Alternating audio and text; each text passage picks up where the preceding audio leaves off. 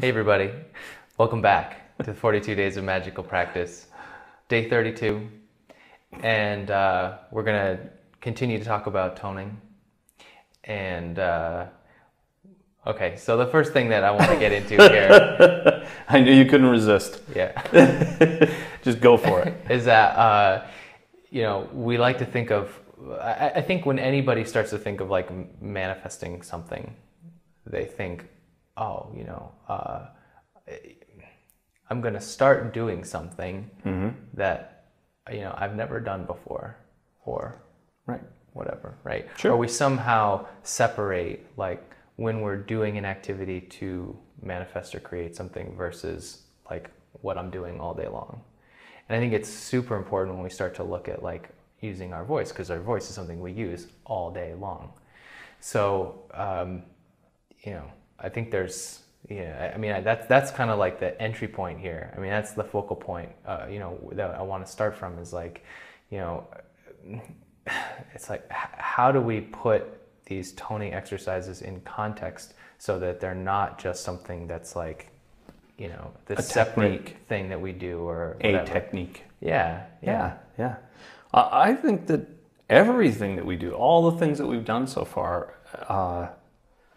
the big difference between what we're asking people to try and other people have tried to do this in the past is that we want you to incorporate it throughout your day. And it's many things that we do, we just do them unconsciously.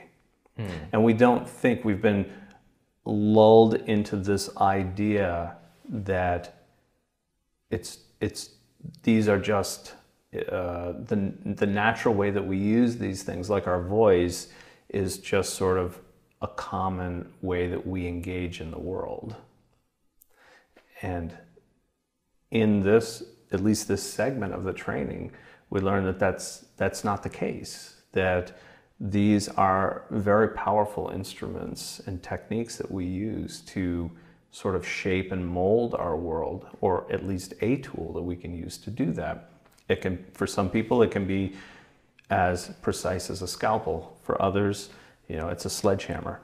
So, and we all know sort of the parameters of what I'm talking about. If I just give a couple of examples, if I yell and it's just this incoherent, non-word yell, it has the effect many times, especially in a quiet atmosphere, of sort of stopping everybody. It's the sort of the sledgehammer effect.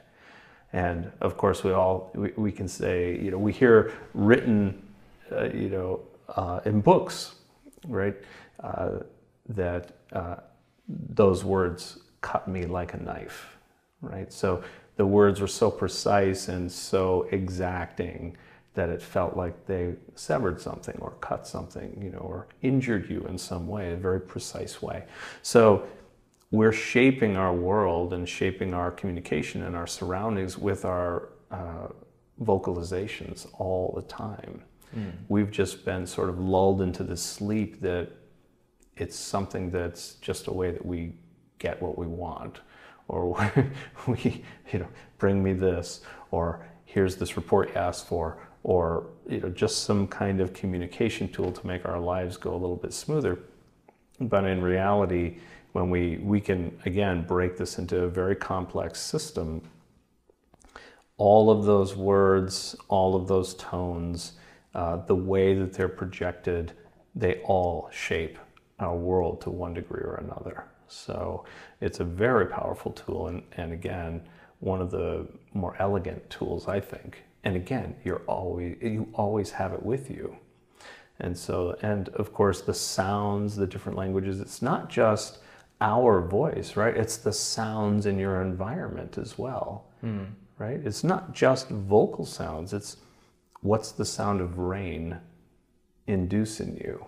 What's the sound of ocean waves lapping on the shore? Those are sounds that are producing a certain effect in your physical body. You're bringing yourself into those environments. We're sort of submersing ourselves in those environments, but it has a direct effect on our energy body as well.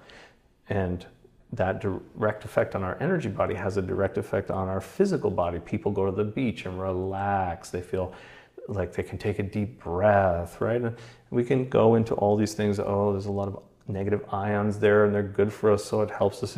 But we're talking right now just about the sound. I'm not saying that that stuff doesn't happen. In fact, I know that it does. But as far as the sound aspect, you know, what's the effect of a thunderstorm on somebody? Mm-hmm. So for some people, you know, it's very invigorating. I love them. It's like I want to sit in the middle of them. Mm-hmm. I want to be in a place where I can really experience the thunder and the lightning, that, you know, visceral sensation of shaking me.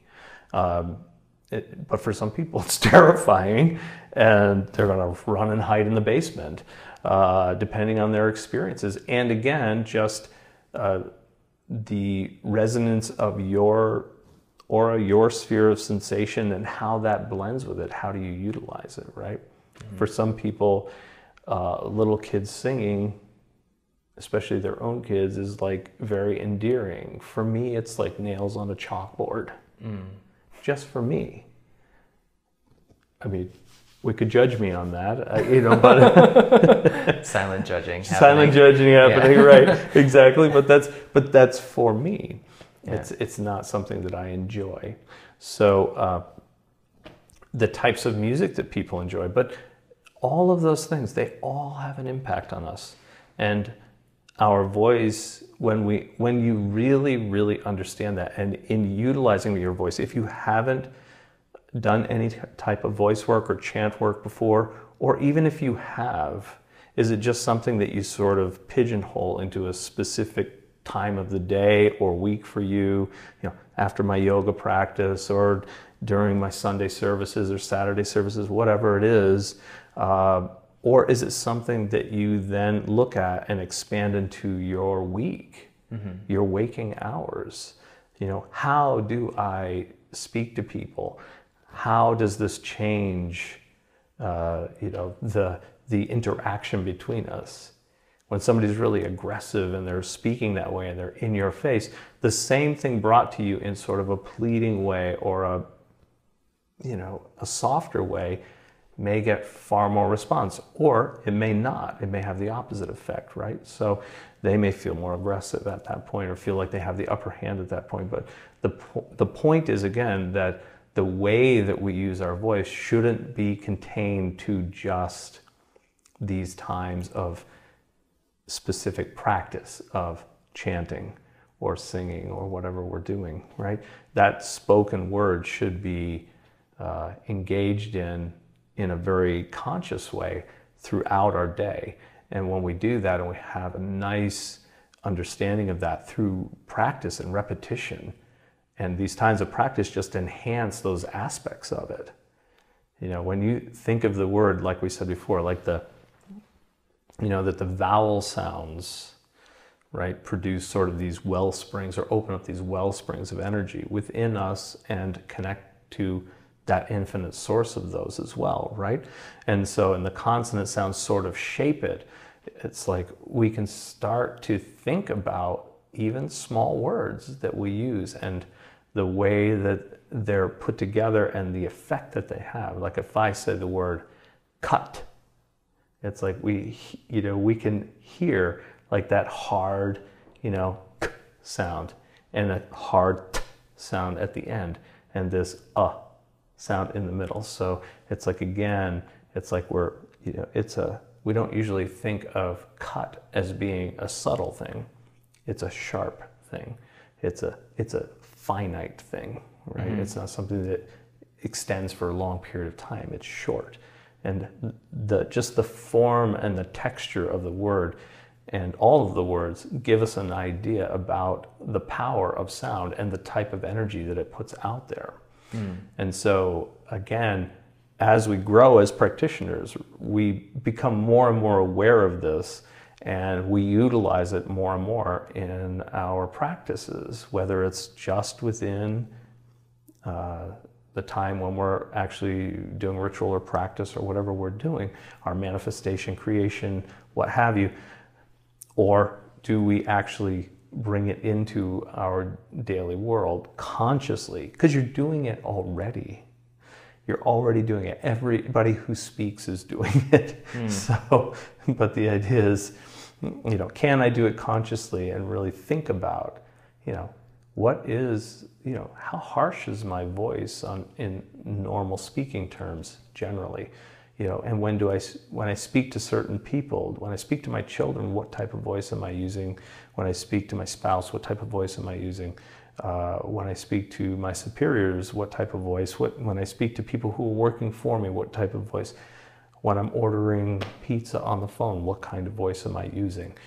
It makes you more conscious of how the voice can be used as a tool to project your energy into the world to produce a very specific effect for you. The effect, hopefully, that you're looking for. Right? So how does doing this toning exercise of I-A-O enhance that? Because we're taking a very small segment and sort of putting our attention on it and blowing it up. And then by doing so, we have sort of a finite ball that we can work with and study and analyze. So it's, again, instead of just throwing you out into the world with all of these parameters, we're sort of taking this lab experiment and saying, okay, how is this one little thing going to affect my daily existence at this point? And then in the last segment, how are we going to use that to enhance bringing my goal into manifestation or creation, right, in the physical plane? Yeah. So, and part of that is understanding all the components of it, right? Because it's not just, when we did the first one yesterday, it was I-A-O, right? So the 3 different vowel sounds, and we did them individually. Today, we want to, again, we want to string them together, but we want to give at least the idea of correspondences for each of those letters. Now, again, it's fraught with a little danger for me here, right? Because there are a million traditions and they're all going to have their own correspondences. So if you belong to one of those traditions, use the correspondences that you know for those vowels if they have them. So if not, before we even get into that, can you just do a bird's eye view of correspondences? Sure. Correspondences are those things which we not only attach as what's the best word to use for that? Sort of an attribute of, a specific thing. So in this case, a letter or a sound, we're going to use a correspondence means something that embodies, an attribute or a physical trait, or something like a knife is pointy and sharp. So correspondences, anything that's pointy and sharp will have a sympathetic resonance with a knife, okay, if that's your reference point. So again, how do we make a sympathetic binding to this letter? What do you mean by sympathetic binding? Again, sympathy, using, again, the idea of sound, a sympathetic vibration. If I play a C note on a piano, all the C notes all the C strings in the piano inside are going to resonate as well, right? There's sympathy between them. There's a mathematical equation of, separating that note in half. That's Pythagoras, and people should definitely, if they're involved in this, sooner or later, they're going to get to Pythagoras and look at Pythagoras' theorem and all of these things. It's not something we want to go into now because, right.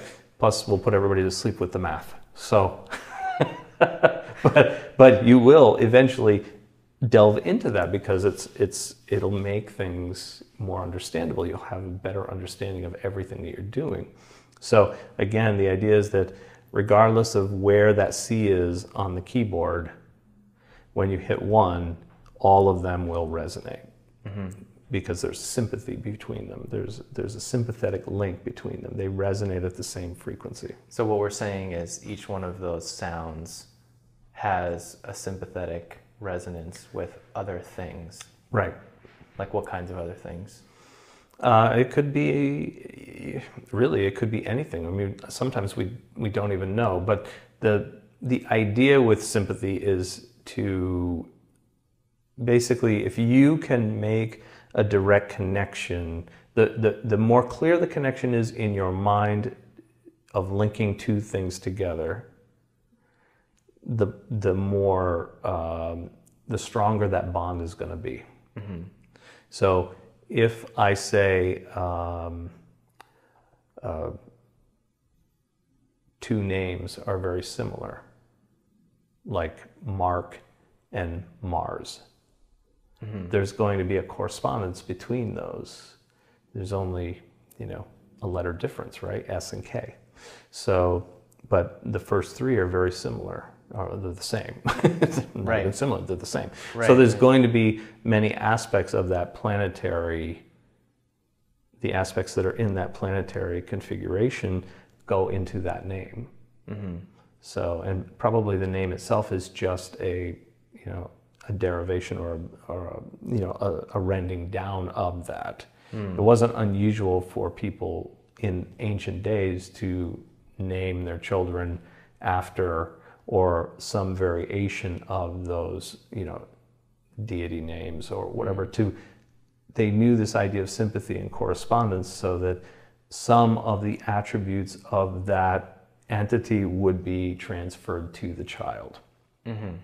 That's the idea. So we look at it today, what are the popular names or whatever people, you just look back in recent history, right? And it's like the popular names of that year was probably the year prior or that year of the popular names of different actors in that year.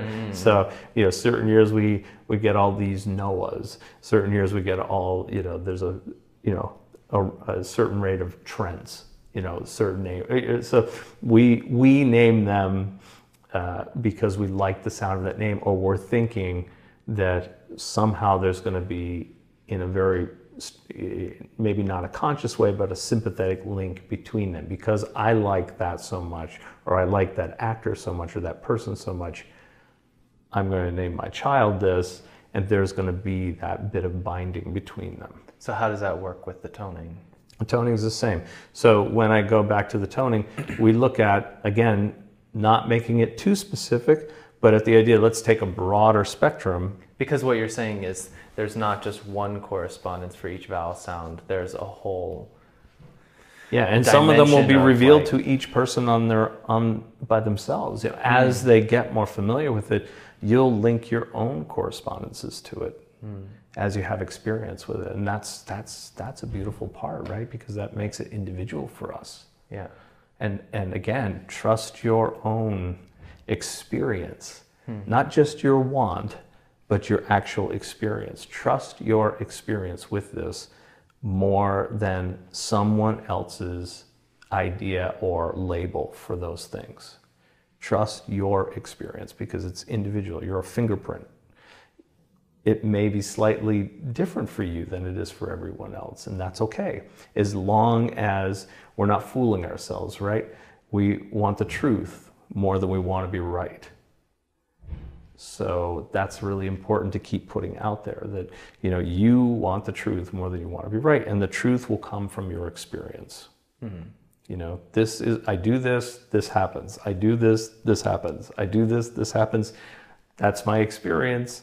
No matter what anybody else says, this is my experience. So unless I change that causation, the effect is going to be the same. Mm-hmm. So, and that's my experience. So, and that trumps anything anybody else is going to tell me about that. Unless I change that cause, I'm always going to end up with that effect. Mm. So with the letters, we want to take a broader view of the correspondences. Again, there could be a myriad of correspondences, and there are. Yeah. So it's so that we don't isolate any tradition or piss too many people off, which, we're going to anyway. So that's okay. It's a given. That's all right. No big deal. But the idea is, again, that we want to take a little bit broader expanse and look at that. So at least in the Gnostic tradition, which dates back at least to the beginning of the Common Era, right? So we're looking at the I, or the sound E, relating to the sun or the solar aspect. So everything that's in that solar aspect would be a correspondence with that sound, that tone, right? So the ah or the a, so I-A-O is how it's spelled, but it's pronounced E-A-O, right? So the A corresponds more to the moon or the lunar aspect. So all the things that are in that lunar category are going to be more affiliated or sympathetic resonance with that sound of ah, okay?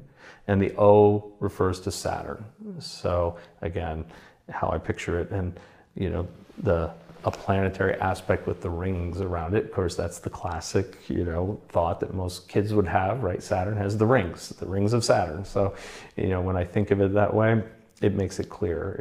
You know, the moon is clear, we've all seen it. The sun's clear, we've all seen it. So there's no argument there. And so those correspondences that go with that, you know, the sun being, you know, life-giving and, you know, light, of course, heat, warmth, growth, all of those things, all of those aspects, and many, many more, you know. And when we say that sound E in any form, it brings that element of that solar aspect into play within a word or whatever. When I eat, where does the food come from? It comes from everything that grows on the earth, right? So it's the first sound in that letter, first sound in that word, right? So when I do that, it's going to be that E. The solar aspect has that sort of forefront position, right? It's directly involved with me eating or consuming food. So then the ah, so the lunar aspect. When I think of the lunar aspect, again, it's that idea. I mean, every tradition has lunar cycles, right? We go by a lunar calendar many times, right? So there's the waxing and waning of the moon, and it's sort of generally interpreted as, you know, sort of a base of esoteric training, right? Regardless of the tradition, the lunar aspect is always there. It's a little more amorphous, right? Because it comes and goes, it waxes and wanes. Some days we don't see it at all, and other days it's full. And so it can shed a lot of light or very little. And everything in between. When I look at that, that sort of coming and going, or, you know, appearance and disappearance, you know, these all have that connotation toward, you know, esoteric studies, or, you know, occult studies, if you will. So things that are there, but they're hidden. So the aspects there. The moon never goes away, even though, you know, we don't see it on the nights of the new moon, right? Or you might just see the outline, but it's not visible because the sun's not reflecting off of it. The light of the sun's not reflecting off it. So, but it doesn't mean it's not there.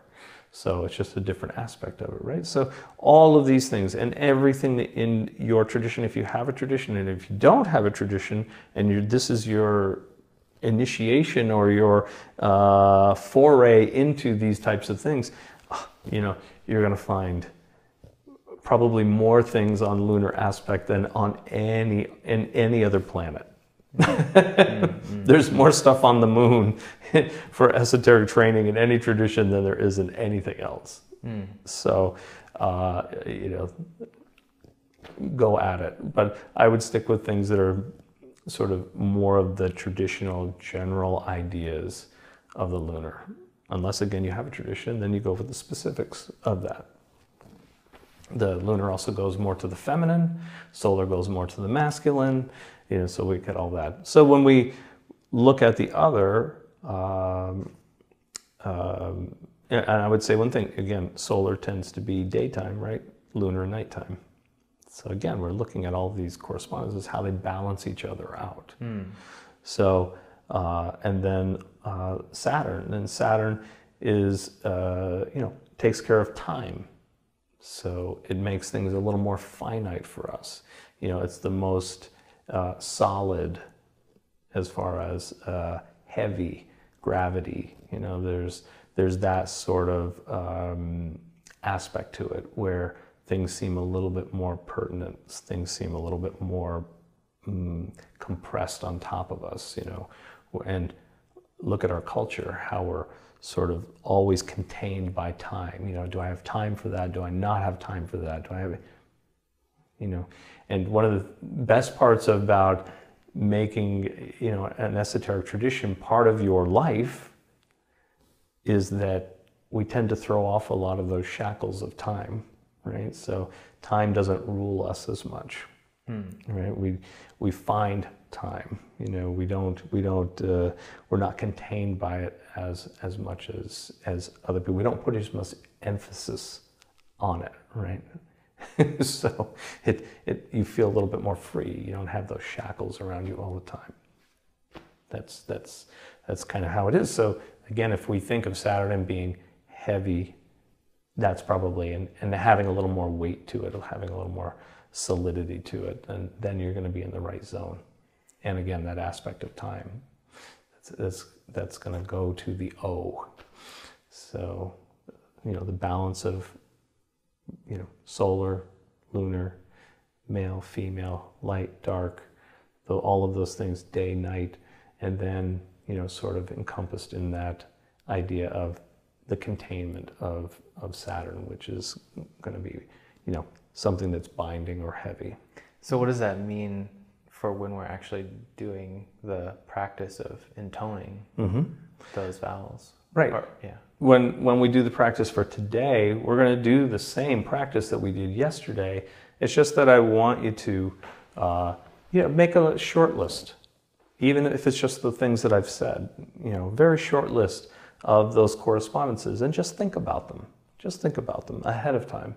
And think, the I represents the sun. So when I say the sound of E, I'm going to maybe envision the sun. And then maybe just as I'm doing it, and I've got my 3 areas moving, and I've got my right tone, then I'm going to, just think about, that's light, and that's resonance coming out from me. I'm becoming, I become another correspondence of the sun. I'm radiating out, these waves. I'm speaking, these vibrations are moving from the point of origin, me, out into the world. So I become the sun when I speak. I'm communicating. What am I communicating? Life-giving things, or am I communicating, things that will burn? Am I communicating, all of the ramifications of that? When we start putting those correspondences together and we say the sound and they become synonymous, all of those sounds that we produce in the course of our day in normal speech take on more power. They take on more meaning for us. And so we start thinking about them a little bit differently. Now, in the beginning, you don't want to make it too analytical, because you'll go crazy. Right. I mean, if you start listing all the words that you use in the course of a day that have the sound E in it, and trying to link them to the sun, oh my God, you want to blow your brains out after that, right? Because it would just drive you nuts. Yeah. Right. So, but over time, it just sort of, slow, it settles in, and you start to experience it in a different way. Yeah. I don't want to lead you, but is there, one of the things that came up for me when I was listening to you is just, and so it's a question in my mind, is that when you're doing these individual tones, I always think of the planetary energies as being these kinds of pure frequencies, right? So when you're toning and you're kind of making your body resonate with that vowel, does it have some kind of purifying effect on your body or your energy field, let's say, or your mind? Absolutely. Because you're causing yourself to resonate with that pure frequency. Right. Exactly. Okay. So as you do that and you get you're able to sustain it for longer periods of time, and it becomes more natural. Again, in some ways, your sense of self gets pulled back a little bit, and your sense of connection with that element or that resonance of that solar aspect, lunar aspect, Saturn aspect, and all the others, right? That moves a little bit more to the forefront. And so as that happens, and that builds up, and of course that has an opening effect on all of the chakras, all of the meridians, all of the energy centers in the body, and your connection to everything in your environment. It's kind of like, what is it like to be the sun? Exactly. Or the moon, or to embody, like you're saying, time. Right. If I was the sun, how would I engage this person? In this communication or in this dialogue, if I were the sun, what would that look like? What would that sound like? If the percentage of my personality was slightly less the persona that I think of myself as, and slightly more that pure energy of everything that the sun embodies, what would my interaction be like? Or how would it change my perception? How would it change my interaction? How would it change the effects that I'm getting in my life? Think about, again, we can extend this. Yeah. And this is what we do, right? We talk about it, and then we take that idea, and it's not, for me, it's important that it doesn't become just, a theoretical sort of academic exercise, right? I want to put this into use. So just, here's an extra that you don't even know about this. It's just off the cuff, okay? Because that's what we do. Off the cuff's good. It's better. Off the cuff is good. Better. All right. So the next time, if you want to, experience this, the next time you have a conversation with somebody that you're comfortable with, think about, beforehand, just imagine if you've done the chanting E, enough times, you're going to be able to sort of bring that up in your mind as though you hear your voice chanting that E sound and prior to your conversation, and then just put yourself in the place of being the sun and having that communication as the sun with this person. I know it sounds a little abstract, but just do it and see how the other person feels like that. I've done that with people that don't know me, and they have to hug me before they leave. Because it's an embrace, right? It's you feel this life-giving force coming from the person, and you're enhancing them. You have that solar enhancement, right? So, and that's the idea. It's just, and it's not by intending to do that. You're just intending to entrain to the sun, and you're answering coherently. You're not trying to be inscrutable or any of those things. You're just you're having your same conversation. You're just doing it from that aspect, and you're constantly hearing in your mind that toning of E with your own voice. You're hearing your own voice saying that. And in the breaks, when you're listening to them, you're hearing them as the sun would hear them, and you're speaking to them as the sun would speak to them. And this is it's a wonderful way to really engage these correspondences and these tones to bring you closer to that aspect. Weave it into your own field, make it part of you, and then bring it into the world in a good way. And again, so we're going to do for the practice, the actual practice, not the off-the-cuff practice, right? But you could do that with any of those. Right? And so I'm going to chant the E for 3 minutes, right? But the E sound, solar sound, and just reviewing in my mind, putting myself in the place of the sun, right? And then any of those solar attributes or correspondences that are there, all the things that come to mind, and it's sort of like you're in training to that. As you're saying the E, it's sort of blending them into your field. And again, doing it with each one. The same thing with the lunar, so the Ah. Doing the same thing with the O for the Saturn. What are things that are contained? What are things that are heavy or bound, have gravity to them, have weight to them? So those are the things, something that's base, but actually in that baseness has that nice solid weight to it. And time, right? How do I interact with time? If I was Saturn, I'd have the ability to manipulate time in any way I want, right? Who wouldn't want that ability? You know, we have plenty of novels that are about time travel, going forward, going backwards. Like, if I could take that, if I could do that over again, you know, if I could go back a week, if I could go back to my childhood and knowing what I know now, how would I progress through my life? You know, so all of these things, that's a Saturn sort of aspect. And so, you know, how would I entrain to that? What does that feel like to me? And how would I engage the world with that? And there are plenty, remember the vowels are, there are fewer of them than consonants, let's say. So, and the vowel sounds are in every language, right? So where consonants, there's a lot of other different sounds in different languages for that, right? So, but the vowel sounds are all there, and no matter what language it is. So everyone uses them.